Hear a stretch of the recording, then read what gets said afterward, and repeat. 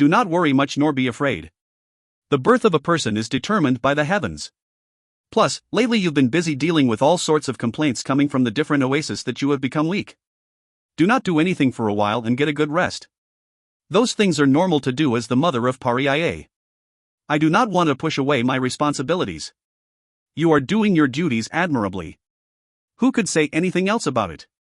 If Mother Sena was alive, there would be someone to think about an heir, but is there anybody in this household saying anything to you? Even Père cannot say no if it is something coming from you, so why are you so afraid? At Julian's consoling, Grace started to tear up and tightly hugged Julian as she spoke. I myself am scared. What if I end up not having a child at all? Plus, I heard about how your mother Meresnim needed to force father to marry other women. I feel like I will need to do the same. That was an issue between mother and father, we can do things our own way.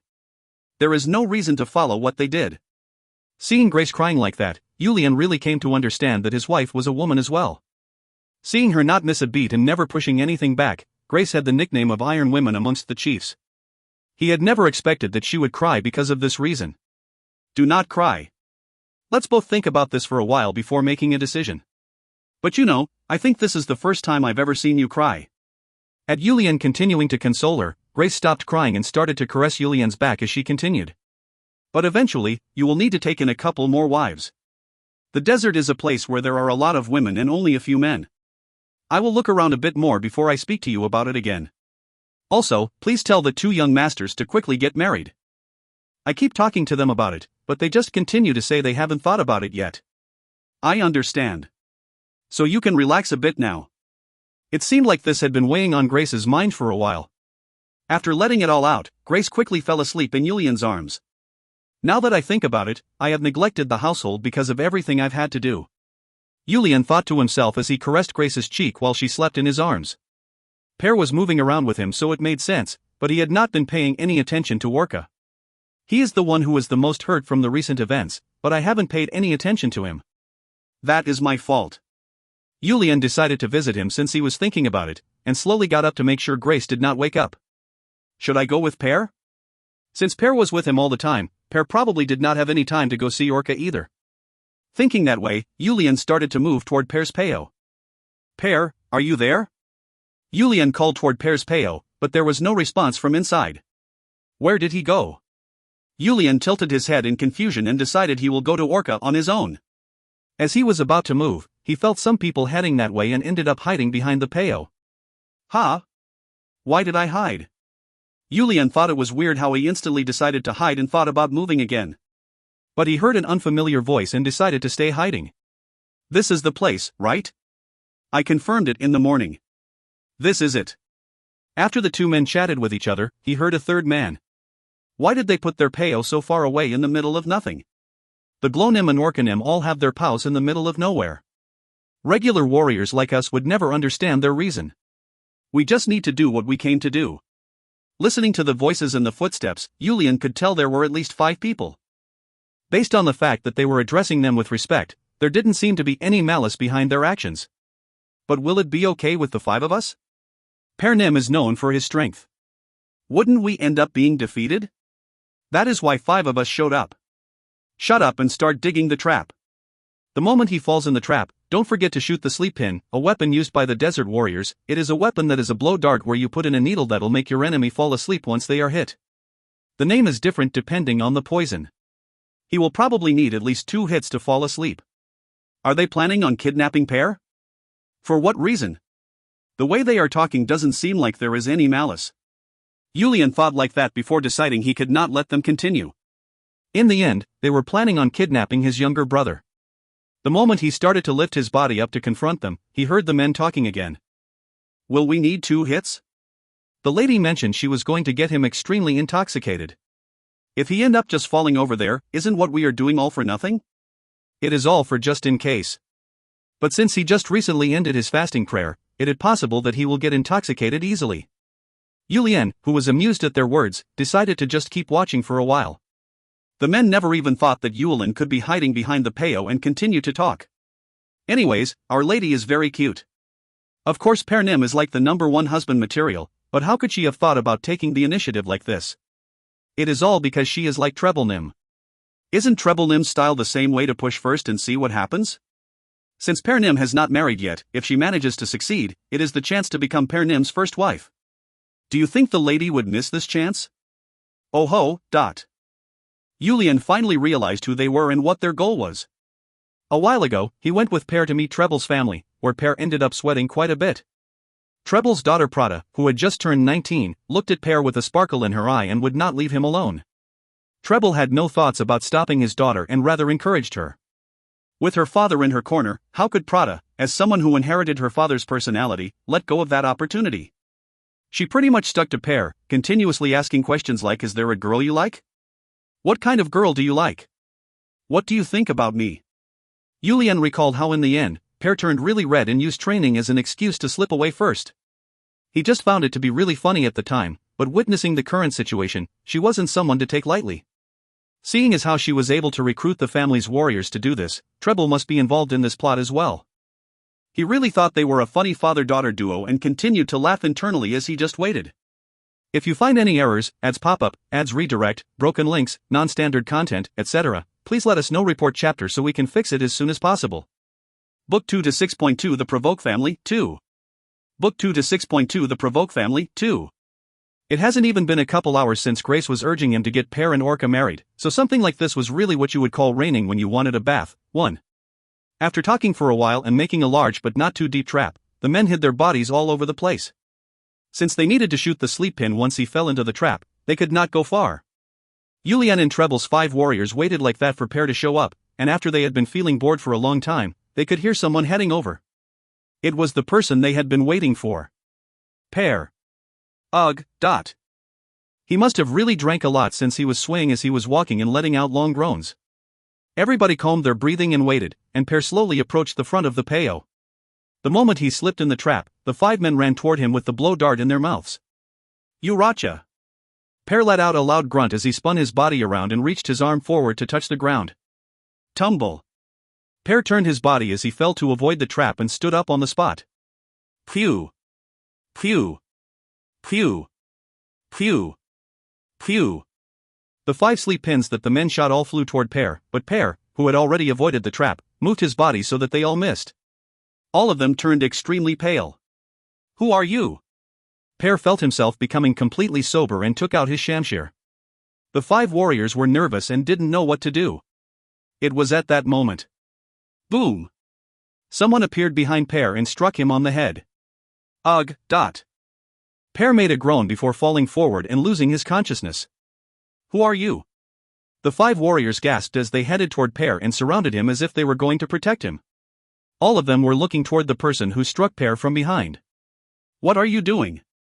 Hurry up and take him. Low.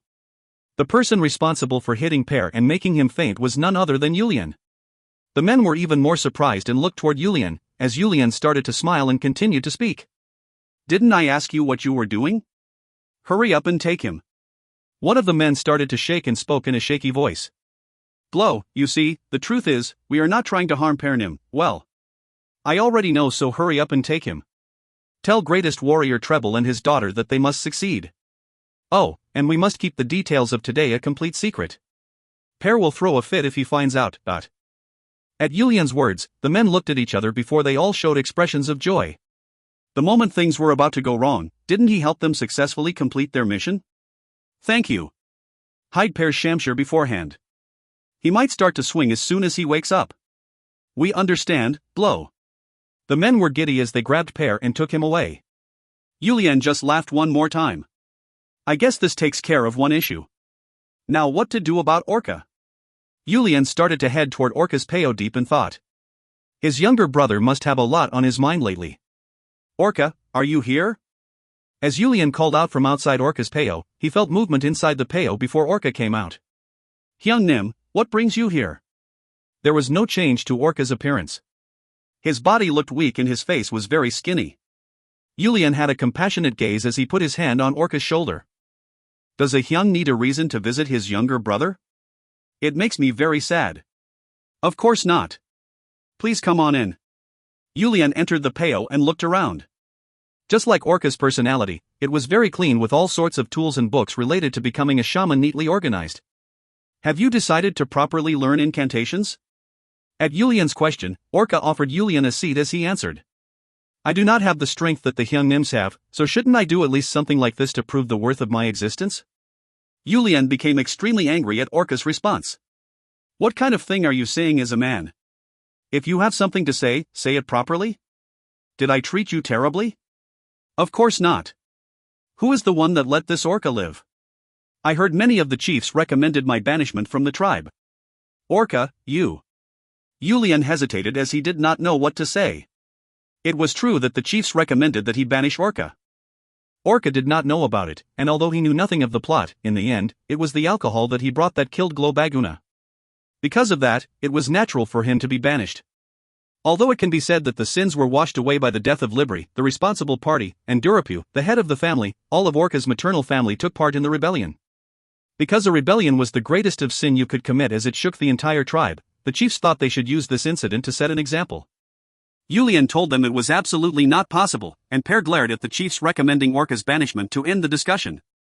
Nonetheless, there were still a lot of people looking at Orca with not so nice gazes.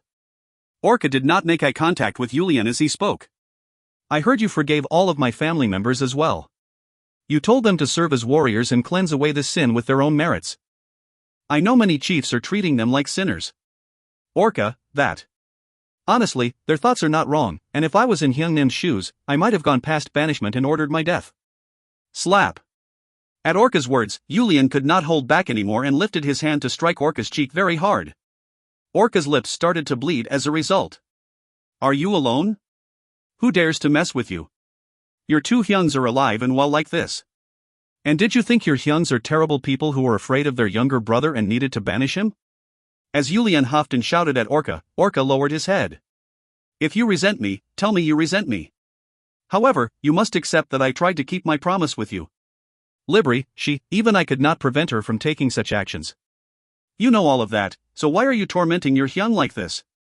Are your insides all twisted? I have always been twisted like this so Hyung Nims can stop caring about me. Someone like me will never dare to challenge either of you anyways. So do not show me any interest. Slop. Yulian really couldn't hold back and smacked Orca's cheek again and got up from his seat and started to beat Orca up. Internally, he knew he should not be doing this, but he could not hold back without hitting him. What is the problem? Did I tell you to pretend that you were dead? Was Pear mean to you? Stop showing you any interest? Who else do you have? Other than Pear and me, who else is your blood? A man should not be so twisted that you make your Hyung so miserable. How much more must I hit you for you to snap out of it?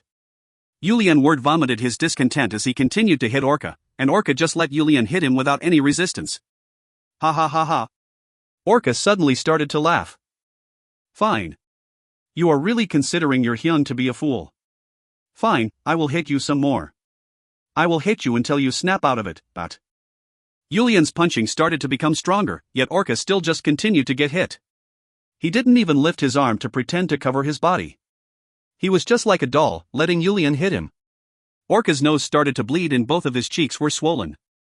He also had bruises all over his body. He was beat up so bad, but this was the first time Orca really felt alive in a long time. Since his mother passed away, with people looking at him with sharp and disgusted glares, Orca really felt like he had died. But right now, as his brother was beating him up, Orca could feel that he was really still alive. His brother was always direct. He never hid his emotions. That must be the reason. Maybe he was waiting for his brother to beat him up like this because he himself thought he was twisted and dead. Orca started to tear up before he started to cry. Ugh, sob. Why are you crying? Is it because it hurts? Is it because I hit you like this? Just why are you crying? I want to cry too. I want to cry because it makes me think I have been terrible to make you like this. Hyung. Oh. Orca called out to Yulian while tears continued to drop from his eyes. Yulian lost all of his strength. As the oldest son, as the head of the family, he didn't know what to do with this youngest brother of his. How lovable did this brother of his used to be? Just how much did he like him in the past? Orca used to follow him everywhere while calling him Hyung. But he would have never expected that his brother was feeling this hurt. What am I to do? How should I treat you? You tell me. What should this Hyung do? Hyung Nim.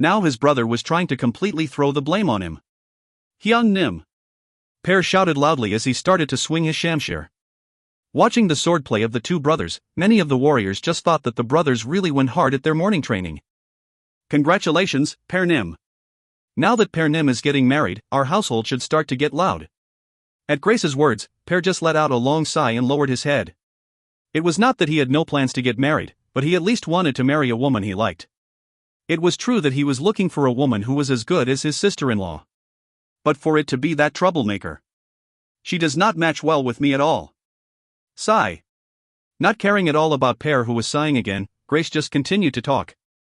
It is not a lie to say it has been quite a lot to handle for me as the only woman in the family. But as the hostess of the family, I will make sure your wedding is very marvelous. Since Per Nim's name is known throughout the desert, there should be a lot of guests. There are many things to get ready.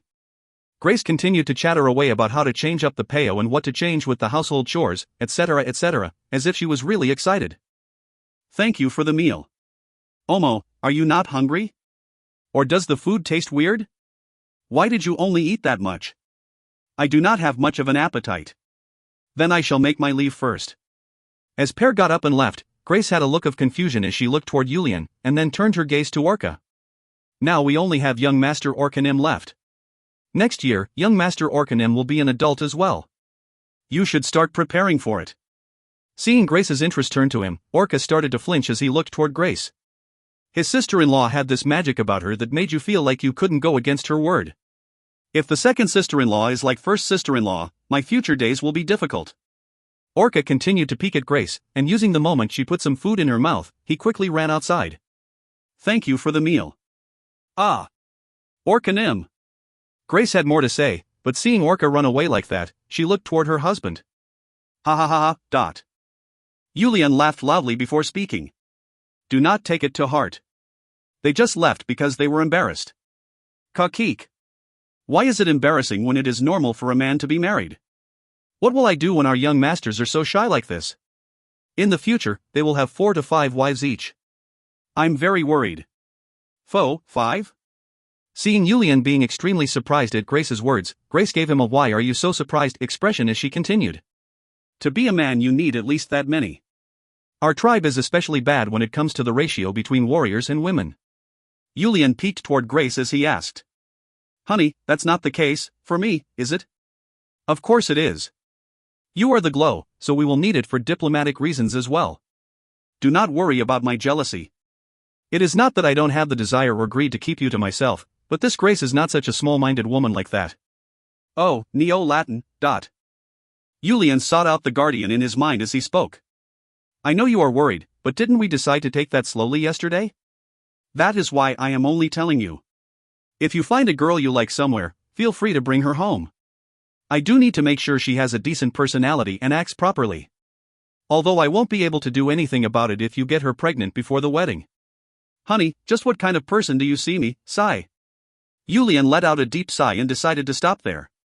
The weakness of the men in this house was that the more they talked, the more they fell into Grace's rhythm. Yulian didn't know what was making Grace so happy that she was humming as she started to clean the breakfast spread. Grace was the conqueror of the Provoke family. If you find any errors, ads pop-up, ads redirect, broken links, non-standard content, etc., please let us know. Report chapter so we can fix it as soon as possible. Book 2 to 6.4 Pet Animal. Book 2 to 6. 4 Pet Animal. Chun Myung-hoon was outside the tribe from the early morning. It was because there was something he needed to test out in person. Will it really be possible? That thing can even crawl inside the sand. Whatever. Animals just need to be trained. Chun Myung-hoon thought about his dream as he ran forward until he reached the area with the quicksand. One of the biggest factors that divided the desert into east and west was this quicksand. In this vast desert, it was not possible to carelessly cross the quicksand that flowed like river water. With one wrong step, you could be swept completely in. It was so strong that if you fall in, you needed at least 3 permas pulling at the same time to barely make it out. Because of that, other than the weakly flowing areas or the couple paths where it did not flow, you could not cross it. That was why this quicksand was used as the border to divide the desert into east and west. The reason Chun Myung-hoon came to the quicksand was because of a dream he had last night. Chun Myung-hoon's dream. It was a dream where he was riding a sand dragon across the desert. After thinking about it for a long time, he seriously debated about whether it could actually be accomplished, and decided to come out here early in the morning to test it out. They said there are a lot of them in the monsters field and this large quicksand area. Chun Myung-hoon thought about the information he gathered from the old folks in the tribe and made his body light as he took one step into the quicksand. He had made up his mind to be the bait. The majority of sand dragons rest inside the quicksand and wait for something to fall into the quicksand. When monsters, animals, or a clueless young warrior or travelers and merchants from the continent fall into the quicksand, they appear like ghosts and eat them up. Pow! Poo! Chun Myung-hoon was walking on top of the quicksand while letting out his force around him. He was trying to use noise and vibrations to make a sand dragon quickly appear. After pounding away like that for a while and not having a sand dragon appear, Chun Myung-hoon changed locations and repeated his actions. Why is it not showing up? Is it because it is still the strongest monster in the desert? After not seeing a sand dragon after moving around for an hour, he was both bored and annoyed as he put even more strength into his hand and made his force make even more noises. After around 1 hour of doing that, Chun Myung-hoon's eyes started to sparkle after feeling an odd vibration under his feet. It's here. Although he was on top of the flowing sand, Chun Myung-hoon's sensitivity was not comparable to a normal human, so he could tell what it was based on just the vibration and prepare for it. It happened in an instant. The moment he felt like something was coming up from underneath his feet, Chun Myung-hoon's body was pushed about 15 meters into the air. Under his feet was the red inside of a sand dragon's mouth following after him. I caught you, you little punk. Chun Myung-hoon shouted loudly as he kicked the sand dragon's nose with his foot and raised his body even further. The sand dragon roared as it tried to put Chun Myung-hoon in its mouth, but there was only so much that the sand dragon could do since it could not fly. It shot up until approximately 30 meters before reaching its limit and lowering its head as it started to fall back down. Chun Myung-hoon used his heavenly demon art to make his body really heavy, and then stepped on the falling sand dragon's head. Maybe it felt the impact on its head, but the sand dragon roared again, and after looking for somewhere to grab, Chun Myung-hoon tightly held onto the sand dragon's eyelids and took a deep breath. You-woo! Pat. The sand dragon roared in pain and started to go into the quicksand. The sand dragon was moving as fast as it could in the quicksand to throw this human off of its head. So the inside of the quicksand looks like this. I guess since the density in here is low, it makes the sand flow? Is there perhaps a giant slope on the bottom that makes it flow? The sand dragon swam quickly inside the quicksand to throw Chun Myung-hoon off, but Chun Myung-hoon was covering his whole body with force and wasn't affected at all. It was just giving Chun Myung-hoon an interesting view. Seeing nothing new come up after riding it for a while, Chun Myung-hoon decided that he had seen enough and pulled hard on the sand dragon's eyelids. Let's go up. 1. The sand dragon, wanting to get rid of the pain in its eyes, turned its head in the direction Chun Myung-hoon was pulling to, and ended up heading back out of the quicksand. You are listening well. If you listen well like this, I will not kill you. Chun Myung-hoon tapped the sand dragon's head telling it that it was doing well, but as the recipient, the sand dragon was about to go crazy. It finally realized that this monster-like human was not normal. All it could do was move its body in the direction that Chun Myung-hoon pulled toward. After riding on the sand dragon like he was flying for a while, Chun Myung-hoon came up with a crazy idea. I'm sure she'll like it if I gift this thing to that good girl Grace. Then she might put in even more effort to develop the things I want to eat. Not only that, I have not given anything to such a good girl, but... Although Grace had learned martial arts from Yulian and was more skilled than the average warrior, you never know what could happen. The greater Yulian got, the more that his family will be in danger of assassination. If that happens, wouldn't Grace be the easiest target for such an assassin? But if she rides this punk or this punk is around her, it would increase Grace's safety. Everything is good, except for this punk's violent nature. The problem was that only his disciple and he could take care of this sand dragon on their own in the tribe. But Chun Myung-hoon decided to take care of that with a simple solution. First, Chun Myung-hoon lifted his arm high in the air and strongly punched the sand dragon on the forehead. Puo. Quack. There was an extremely loud noise as the sand dragon flailed around in pain. Chun Myung-hoon lightly lifted his body and landed on the ground before approaching the fallen sand dragon and starting to speak. From what I hear, a monster of your level has a decent amount of intelligence. No, it only makes sense that you do. Otherwise, I will just skin you and gift that to her. Since your body is pretty tough, it should make some great clothes. Kakik. At Chun Myung-hoon's laughter, the sand dragon started to shake in fear. It tried to use the fact that Chun Myung-hoon was a bit away from him and tried to run. At that moment. Pow. Pa-pa-po. Poo. loud punching noises continuously filled the air as the sand dragon twisted its whole body in pain. If you try to run away one more time, I will definitely rip your skin right off. Get your ass here now. Yiein. Maybe it understood Chun Myung-hoon's words or it was its survival instinct, but the sand dragon made a whining noise as it crawled on the ground and headed toward Chun Myung-hoon. I have someone to gift you to. I will train you for a bit before that, so the way for you to live is to follow my orders properly. Roar. I will teach you a couple different commands, so pay attention. Roar. Chun Myung-hoon pointed to the front and shouted. Go. Roar. The moment the sand dragon stood there in confusion after not understanding Chun Myung-hoon's intent, there was another round of punching noises. Kwa-a-a-a-kak. The sand dragon shouted in pain, and Chun Myung-hoon grabbed the sand dragon's eyelid as he pulled it forward. It means go forward. The sand dragon ran with all its might in the direction Chun Myung-hoon was pulling it. Good. Good job. This is the meaning of go. Do you understand? Roar. The sand dragon peeked behind as it was running forward. If he was a decent distance away from this human, it was going to run with all of its strength. Kwa-wa-ak. The moment the sand dragon turned its head, it was so surprised that it almost tripped over its own body. This damned human was running right next to him. Good. Now stop. Roar. Pow. Pow. Poo. Papawayak. Pwayawayak. Chun Myung-hoon had slammed the sand dragon's neck. As it came to a stop, Chun Myung-hoon nodded his head as he spoke. This is the meaning of stop. Try to listen the first time. Stop making me use my hands. That day, the sand dragon was hit to the point it wanted to just die.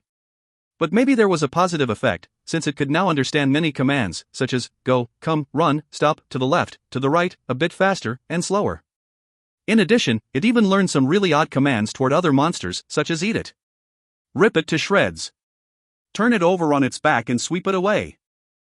This should be enough to keep Grace away from danger.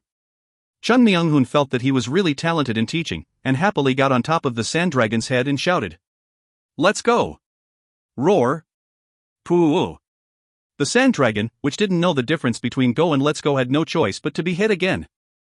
If you find any errors, ads pop-up, ads redirect, broken links, non-standard content, etc., please let us know. Report chapter so we can fix it as soon as possible. Book 2 to 6.5 Shopping. Book 2 to 6.5 Shopping. Pariah's patrol warrior Ninano was proud of his duty. This was a heavy yet important duty where thanks to him, Pariah would be able to prepare to meet their enemy.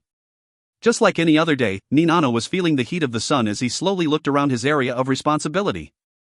Ninano, what is that cloud of dust? Ninano's fellow patrol warrior, Nilneria, pointed to one direction and started to speak. Ninano started to frown as he headed out toward the cloud of dust. That doesn't seem like a person, does it? It looks like a worm? What kind of worm would drag that much dust? Especially since it is by itself. It does seem quite big, doesn't it? At that size, wouldn't it be larger than 7 paus? The two patrol warriors were chatting with each other before looking at each other. Run! The two patrol warriors urgently turned their perma around and started to rush toward the tribe. They really rushed almost to the point their hair pulled out and each took out their imapulpina, sheep-like animal with a large horn on its forehead, flutes and blew into it. Boom! Boom! The sound of the two patrol warriors' flutes were delivered to the nearby patrol warriors, and the warriors who received the message also blew their flutes. Monster attack! Monster attack! Alert! Based on the sound of the flute, they were able to tell whether it was an invasion from another tribe, a monster attack, or even a visit from a VIP. But the current noise meant that it was a monster attack. Since the wild animals and monsters around the tribe were hunted by the warriors, it was really rare for monsters to attack the tribe. Plus, the typical monsters were handled by the patrol warriors, so the fact that they had to send an alert with the flute meant that a large group of monsters were attacking, so the warriors within the tribe quickly grabbed their weapons and mounted their permas as they headed out. Yulian also grabbed his equipment after hearing the flute and stood in front of the gathered warriors. It was then that Ninano and Nilneria, the two warriors who first discovered the monster attack, rushed toward them and started to speak. A single sand dragon is headed directly toward the tribe. Sand dragon? Sand dragons were monsters of the highest level, and one that required tens of veteran warriors to handle. Because of this, the warriors started to whisper to each other. However, their glow was the hero who took down such a monster on his own. The warriors' eyes all turned toward Yulian. If that monster makes it into the tribe, there will be a lot of damage. We will head toward it to take care of it. Since many warriors seem to want to see the strength of Yulian provoke, I will show it to you. Uwawa Aowa. At the Glow's proclamation, the warriors started to shout. It was honestly impossible for them to believe. How could a human take down such a large monster on their own? Yulian led the way with thousands of warriors following behind him, and the women and children who heard the news followed after them. It was something everybody wanted to watch. Seeing it change from a monster attack to more of a festival type of feel, Yulian started to smile. It will be good to unite the tribe at a time like this. It'll also make them respect me more. Yulian thought like that and debated which fancy sword art to use to take the monster down. It was because he was certain that the tribe members would be more enthusiastic based on how fancy the sword art was. As the people came outside the tribe and waited for a bit, the single sand dragon caused a gust of sand as it ran toward them like a gale. Yulian ran out before it got too close, and just in case, Pear and Treble followed after him. It was when the sand dragon and Yulian were about 20 meters away from each other. The moment Yulian took out his two greatswords, the sand dragon started to speak. Is there a war somewhere? Why are you all gathered like this? On? Yulian, who had never heard that sand dragons could speak the human language, was slightly surprised as he looked up. Master? Yes, it is me. Why is everybody gathered like this? Well, what exactly are you doing, Master? Stop. Lower. At Chun Myung-hoon's command, the sand dragon lowered its head. Seeing the ugly sand dragon's face coming toward him, Yulian almost subconsciously swung his greatsword. You weren't surprised? What is going on, Master? What do you mean, what is going on? I caught him to give him to Grace as a present. What? Aren't you the worried too? What if someone with bad intentions tries to attack her while you are away at the battlefield? If Grace takes good care of this punk as a pet, nobody will be able to touch her. But where is Grace? Yulian had a look of disbelief as he answered. Master, are you trying to kill someone? How many people in the desert can handle this thing on their own? Do not worry. I trained it and I have a plan. What kind of plan? I will teach that to Grace. Chun Myung-hoon left behind the flabbergasted Yulian behind as he confidently rode the sand dragon toward where the people were gathered. Seeing people who recognize his true nature, the sand dragon was trying to look cool and raised his head to look large and slowly moved his body in his Z shape. Crawl. No, he crawled all the way there. Since his master was on top of it, Yulian took the just as surprised Pear and Treble and rushed to the rest of the tribe members first to tell them not to be scared. Grace. As Chun Myung-hoon called out to her from the top of the sand dragon's head, Grace flinched as she stepped forward.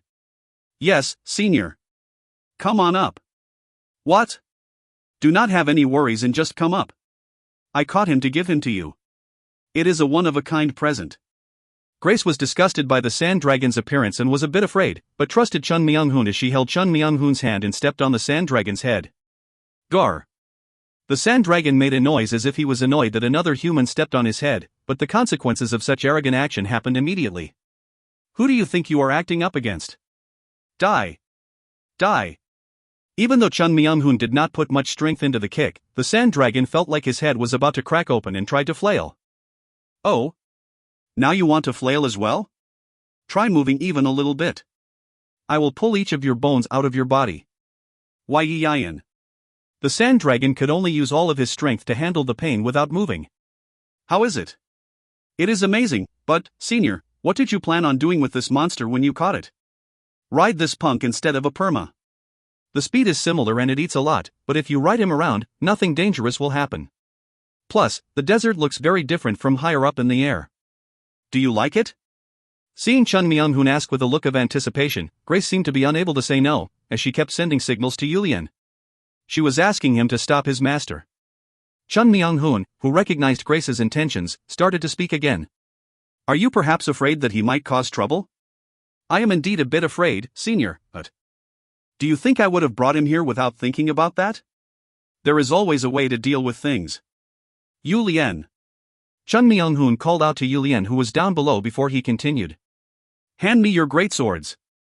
Yulian was curious what else his master was going to do, but he threw his two greatswords to his master as ordered. Chun Myung-hoon caught the two greatswords and handed it to Grace before putting his hand on her Yongdaehihile acupuncture point on the back, and speaking. I will push some ki into you, so use the face of the blade to strike him as hard as you can. Strike him as hard as I can?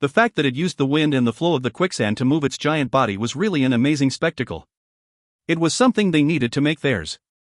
Book 2 to 7.1 A Mirage. Dinner time. I saw an amusing mirage. Chun Myung-hoon put a piece of bread in his mouth before describing what he saw when he went to the quicksand river. A mirage? It was something that happened from time to time in the desert, but not something you could see often. It was so rare that it was believed that you will be lucky on a day you saw a mirage. It was also the reason the reconnaissance warriors making a map of the desert were necessary. The mirages of the desert were so realistic that even when you know it is not real, you could still end up being tricked. Yes, it was of a ship sailing across the desert. Yulian laughed at Chun Myung-hoon's answer. Master, you saw quite an interesting mirage. Isn't a ship the thing you said moves across the place called the ocean where there is as much water as sand in the desert? That is why I said it was an amusing mirage. It was not a mirage. Grace interjected into Chun Myung-hoon and Yulian's conversation. I heard that there are people that rule over the quicksand.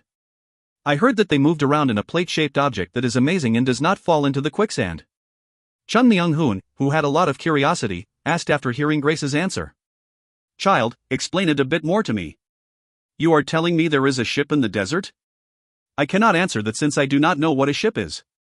But I have seen a picture of the object. Grace dipped her finger in her cup and started to draw a picture on the table. Grace was talented with her hands, so she managed to quickly draw the picture, and Chun Myung-hoon nodded his head as he started to speak. It is indeed a ship. You are telling me this roams on top of the quicksand? That is what I heard. There are many people who do not know about it. Because the quicksand river is not somewhere people can easily approach, only a few patrol warriors in the northern tribes observed it and reported back. For what reason must they be roaming that area? They would need to go to shore to eat and live. Grace answered Yulian's question. Honestly, they are similar to a group of bandits. They do capture monsters and collect monster souls to sell, but they also rob foreign merchants who carelessly enter. Since the quicksand river is so long, where can they not reach? If they are a group of bandits, I would think the nearby tribes would not sit idly and let them do as they please. As Yulian spoke with confusion, Grace shook her head. I heard that the people of the desert avoid them at all cost. Plus, not that many people go toward the quicksand river anyways. But in order to hunt those monsters, there must be quite a bit of crew members. I do not know for sure. As Grace answered that she did not know that, Yulian started to think. A large ship that can move across the quicksand river. How many people can it transport? A light turned on in Yulian's head. The quicksand river that cut across the desert was not somewhere that people could casually approach. The quicksand river was a place where a single misstep could lead you to instantly fall in. If I could move freely across that quicksand river?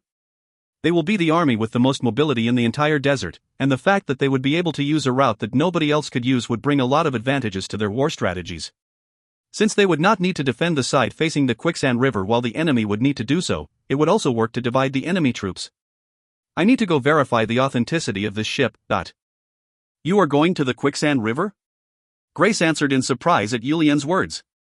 I need to go. I need to verify whether this is real. If it is real, I must make it ours. How will you go to the quicksand river to verify it? At Grace's question, Yulian looked toward Chun Myung-hoon. Chun Myung-hoon responded bluntly to Yulian's gaze. Why are you looking at me? Can't you ride shopping to go there? Right. Yulian clapped his hand and shouted as if he finally figured it out. Master is indeed a very amazing person in my life. You know exactly how to open this disciple's eyes extremely wide. Chun Myung-hoon frowned a bit at his disciple's sudden praise, but it didn't feel bad. What do you plan on doing? I need to verify it. If it is really a ship that can move across the quicksand, I need to meet with them and make them cooperate with us. I'm sure they need to go to shore to live, so it would be even better if they make their base in Paria. Chun Myung-hoon thought for a bit before speaking. It isn't a bad idea. When I saw the flow and volume of the quicksand, I thought that if it was used properly, it could even move faster than a perma. That is, if there really is a ship on top of the sand. If we can manage to acquire such mobility, our Paria will dominate the center of the desert. The problem is the number of warriors. That is a thought for a later time. You are thinking about war. In order to not be eaten up by the forces of the continent, I must unify the desert. Although many people will die, it is something I must complete. Chun Myung-hoon smiled internally at Yulian's words.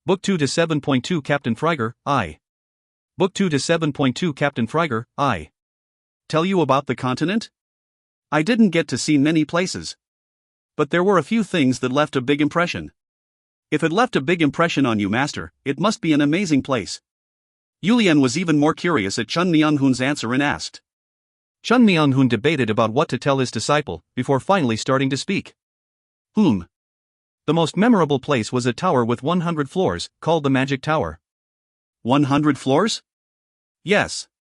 The country I used to live in was well developed in construction to build a castle that was close to 10,000 li, in height, but nothing as tall as 100 stories. That is amazing. How could humans make such a thing? This place seems to have an amazing skill called magic. Similar to Tumatakaka's incantations, just a few words and hand movements, as well as using powders called reagents, made things possible that were beyond my imagination. I heard that the tower was made with magic as well. Magic. I have experienced Tumatakaka Nim's incantations a few times. If this magic is similar to that, I guess it is something we cannot ignore. There was a group called the Apostasy where I used to live, and they had necromancy and talisman arts that called forth ghosts. Swords and magic, which is stronger? Chun Myung-hoon shook his head as he answered. That is a stupid question. No matter what subject it is, if a person dedicates their time to study and train, the person themselves becomes stronger. There was an old woman who was the chief of the Magic Tower, and her knowledge of magic was so solid that I could not stop my admiration. Also, in an island where night never comes, there was a middle-aged man who was called the Patriarch, and he made me full of admiration as well. I can't believe it. For Master to admire them, I cannot imagine just how strong they must be. People call me the greatest under heaven, but there are bound to be many eccentric people in the world. They may be authors, people cleaning up poop in a stable, and maybe even a scholar who just enjoys the world by quietly reading. Since all of them live in the world based on their own will, there is no such thing as absolute in the world. That is why you need to study for all of your life. Hearing his master's thoughtful words for the first time in a while, Yulian realized he still had a long way to go and asked about other places. Chun Myung-hoon started to tell Yulian about the amazing stories from the many places he visited. The day was growing dark as they continued to chat like that. Once it became nighttime, they felt like they could not do anything else that day and left the quicksand river to pitch the mobile payo and lay down. They were going to rest tonight and look for it again tomorrow. Let us slowly move up the quicksand river starting tomorrow. The fact that Paria has never seen such a ship should mean that they do not come this way often. If we slowly make our way up, we should run into them at some point. Yulian nodded his head at his master's words and laid his head down. Morning came again and the master-disciple duo rode on top of shopping as they slowly made their way up the quicksand river. After talking for 3 days, they didn't have anything left to really talk about. Since he was bored, Chun Myung-hoon had shopping crawl while helping fix any errors in Yulian martial arts, as well as starting to teach him some new skills. Another week passed by like that. Same as what they had been doing for the past week, Yulian and Chun Myung-hoon finished their light sparring and started to eat the mobile meals they brought with them. Anyways, is it okay for you to leave the tribe for this long? Although Chun Myung-hoon didn't care about the tribe's matters, he knew that no matter what group it was never a good thing for the leader to leave for a long time. That was why he was worried and decided to ask. Yulian shrugged his shoulders like there were no problems and answered. Pair is there and Grace is there as well. Honestly, while I was focused on the training with the warriors as well as my own training, Grace took care of all the issues in the tribe. Pair also has a keen eye for government, so if Pair is there helping her, there should be no problem. Plus, right now, there is nothing big that might happen, and we are focused on stabilizing the tribe. What about the Shwari? Since they lost 20,000 warriors and 3 greatest warriors in this war, for a few years, they should be focused on defending their own oases.